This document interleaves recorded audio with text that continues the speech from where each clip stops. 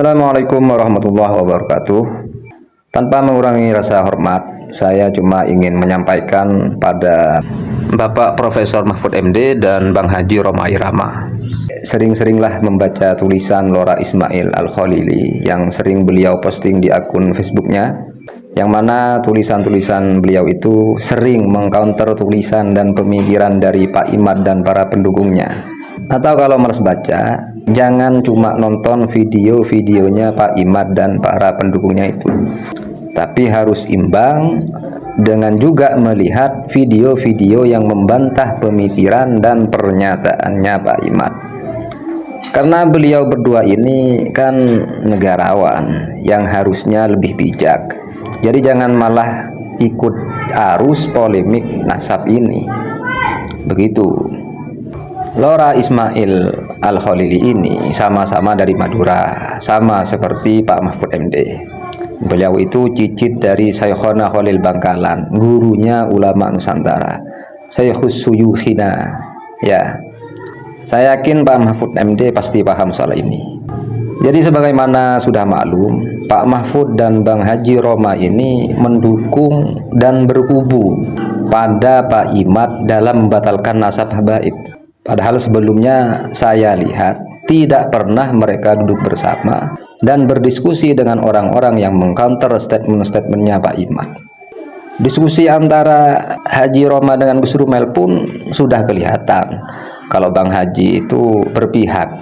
Yang katanya Bang Haji sebelumnya beliau cuma mau menjadi penengah. Itu pun diskusinya hanya dengan Gus Rumel saja dari pihak yang kontra Pak Imad. Ya cuma dengan Gus Rumel, yang faktanya banyak diskusi penting yang tidak diflorkan ketika di podcast Bang Haji Rhoma ketika mengundang Gus Rumel beberapa waktu yang lalu.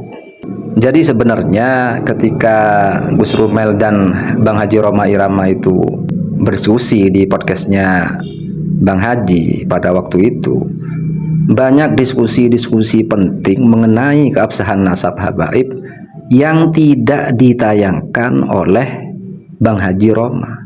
Jadi yang ditayangkan itu hanya yang sesuai dengan keinginannya Bang Haji Rhoma itu sendiri.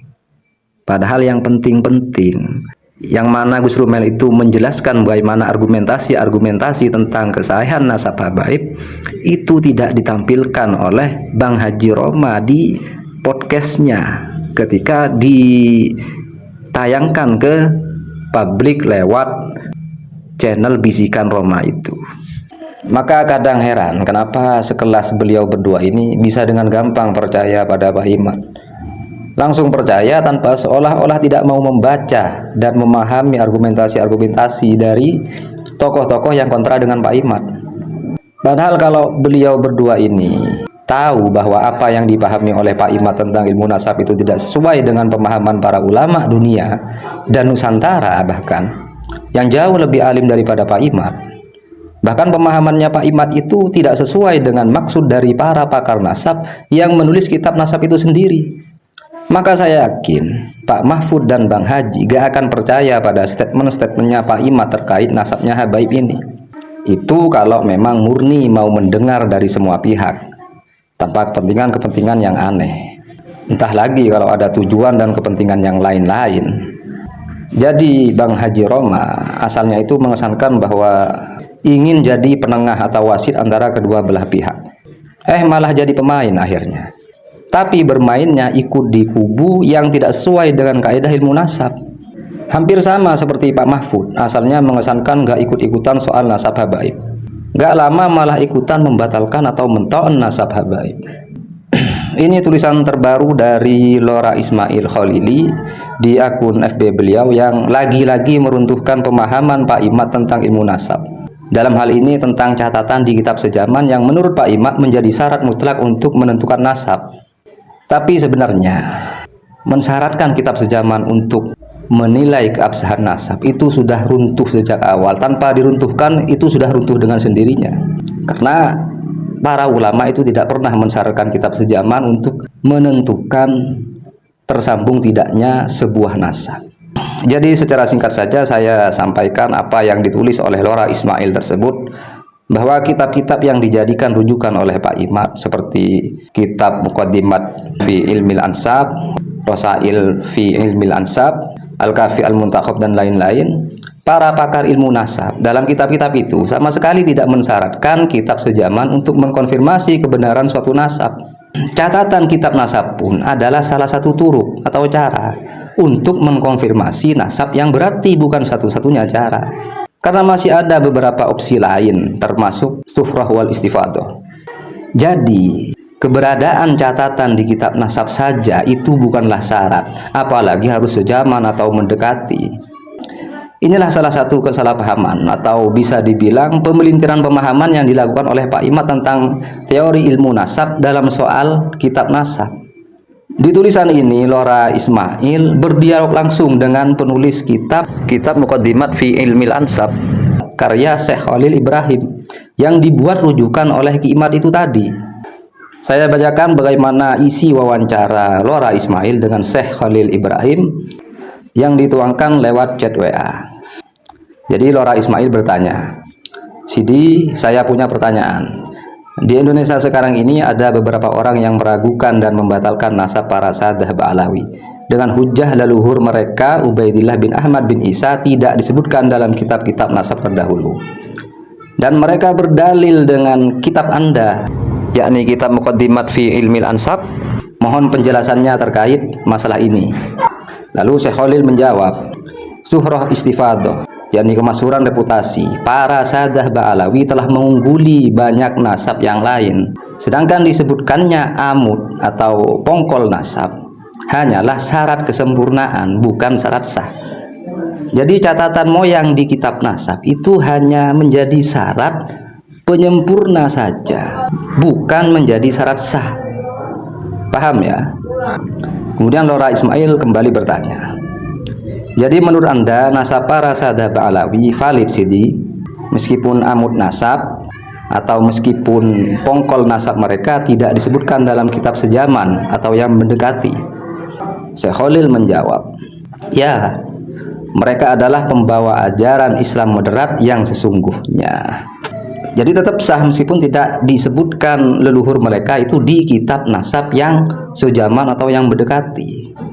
Kemudian Lora Ismail bertanya lagi, "Masya Allah, mereka adalah para guru kami, terlepas dari komentar para pembenci. Apakah Anda mengenal mereka, para Sadah Ba'alawi, Sidi?" Syekh Khalil menjawab, "Apakah rembulan terlihat samar? Mereka adalah para da'i atau pendakwah yang telah menyebarkan ilmu di barat dan timur dunia. Jadi para habaib itu dari dulu terkenal bahwa mereka adalah orang-orang yang baik dan ulama. Kalau bagi orang yang nggak ngerti, dikiranya Habib itu cuma yang ada di Indonesia, yang ceramahnya ngawur, yang bodoh, selingkuh dengan istri orang dan semacamnya. Ya kan goblok kalau mikirnya di situ-situ aja." Kemudian dilanjutkan oleh Lora Ismail, "Baik, jazakallah khair atas jawabannya, Sidi. Di masyarakat kami sekarang ada kegaduhan yang disebabkan pembatalan nasab para Sadah Ba'alawi oleh seseorang yang mengaku paham ilmu nasab. Saya meminta izin untuk menyebarkan jawaban Anda ini untuk para teman dan sahabat." Ditanggapi oleh Syekh Khalil, menukil sebuah hadis, "4 kebiasaan jahiliyah yang masih belum ditinggalkan dalam umatku. Salah satunya adalah menuduh suatu nasab tanpa dasar ilmu." Seperti itu ya. Jadi tegas, jelas, dan mengena jawaban dari Syekh Khalil Ibrahim bahwa sebuah kebiasaan orang bodoh atau orang-orang jahiliyah ialah at-ta'nu fil ansab, menuduh nasab orang lain sebagai nasab palsu, terputus, batal, dan lain-lain tanpa dasar ilmu. Jadi memang apa yang dilakukan Pak Imad, yakni memutuskan nasab habaib, itu memang tanpa dasar ilmu nasab. Ini yang harus dipahami, yang berarti menunjukkan kalau perbuatannya Pak Imad itu merupakan perbuatan orang-orang jahiliyah. Ini apa yang disampaikan oleh Syekh Khalil Ibrahim, pengarang kitab nasab, yang kitabnya itu dipakai oleh Pak Imad dalam membatalkan nasab habaib. Jadi untuk kesekian kalinya ini harus diterima pahitnya sebuah realita bagi Ki Imad dan para muhibbinnya, bahwa satu lagi ulama pakar nasab yang kitabnya oleh Ki Imad dijadikan hujjah untuk menguatkan pemikirannya dalam membatalkan nasab habaib, itu justru mengkonfirmasi keabsahan dan kesahihan nasab Ba'alawi. Jadi para pakar nasab itu sudah jelas mementahkan syarat kitab sejaman yang dibuat-buat oleh Ki Imad ini. Itu ya Bapak Profesor Mahfud dan Bang Haji Rhoma Irama. Lebih detail dan jelasnya lagi silahkan bisa dibaca sendiri tulisan Lora Ismail ini di akun Facebook beliau. Alhasil, apa yang menjadi pemikiran Pak Imad tentang ilmu nasab itu hanyalah buatannya sendiri. Kalau nggak mau dibilang buatannya sendiri, ya pemahamannya tentang ilmu nasab itu tidak sesuai dengan maksud dari penulis ilmu nasab itu sendiri. Ini realita yang harus diakui dan diterima. Maka jangan pernah menganggap kalau Ki Imad itu mengikuti para ulama nasab, melainkan justru cuma menyantol-nyantolkan pemahaman pribadinya sendiri pada narasi-narasi yang sudah dibangun oleh para ulama nasab. Padahal pemahamannya sendiri itu tidak sesuai dengan apa yang dimaksud oleh ulama nasab tersebut. Mestinya orang-orang cerdas seperti Pak Mahfud MD dan Bang Haji Rhoma Irama itu ikut ahlinya. Dalam hal ini ikut para pakar nasab. Jadi kalau mau ikutan polemik nasab ini, ikut pada ahlinya, Pak ya. Ikut pendapat para ahli. Pak Imad itu bukan ahli, Pak. Pak Imad itu hanya diahlikan oleh para pendukungnya, atau sok-sokan menjadi ahli dalam bidang nasab. Begitu. Assalamualaikum warahmatullahi wabarakatuh.